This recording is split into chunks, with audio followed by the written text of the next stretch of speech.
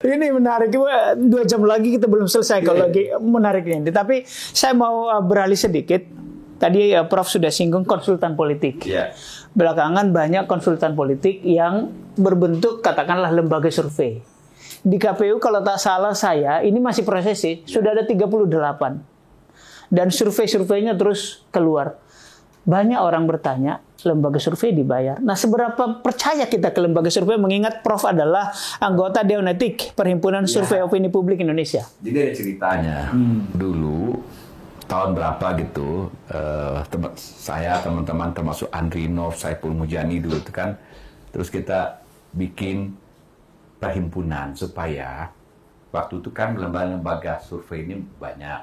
Ini buah dari reformasi juga. Boleh kita keterbukaan habis itu, dan itu juga didorong oleh karena sains gitu. Seperti political psychology ini kan sains. Kita harus melakukan studi-studi itu.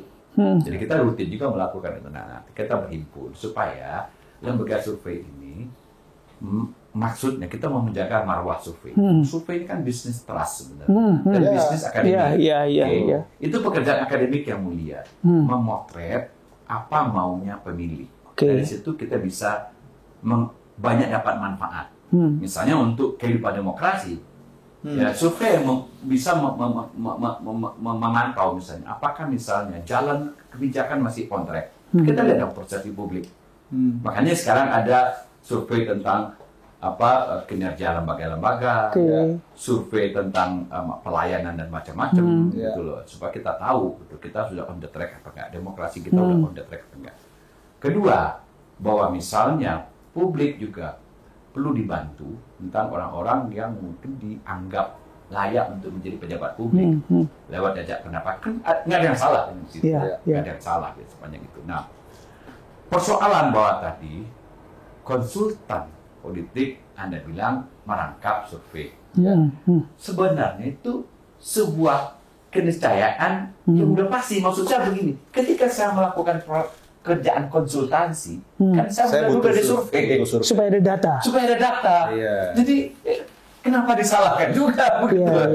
Nah, yang salah itu adalah menurut saya adalah masalah-masalah disintegritas. Persoalan tidak berintegritas. Dan praktek tidak berintegritas itu kan ada di semua profesi. Dokter yang tidak integritas juga ada, pengacara yang tidak integritas juga ada, akuntan yang tidak integritas juga ada, wartawan juga ada.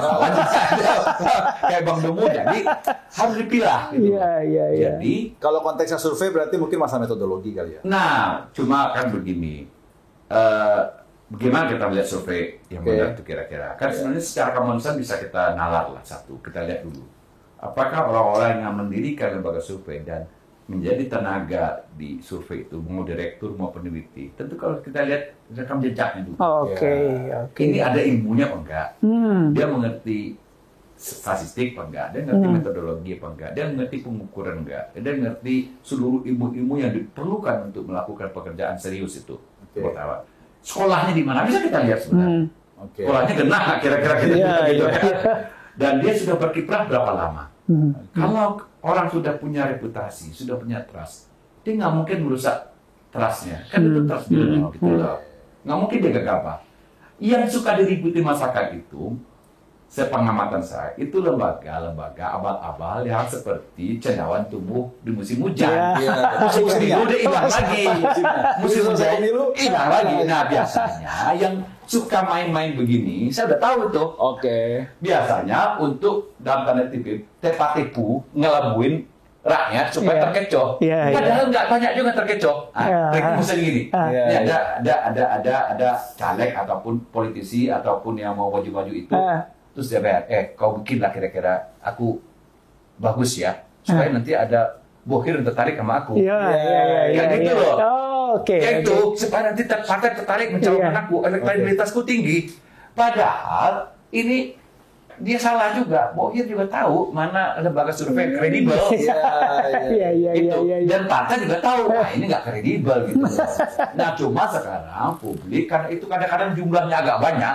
Misalnya ya publish nih, yang kredibel publish 1, yang ini publish 6, 7. Hasilnya kacau-kacau semua. Biasanya sudah pesanan kandidat tadi yang main-main tadi gitu.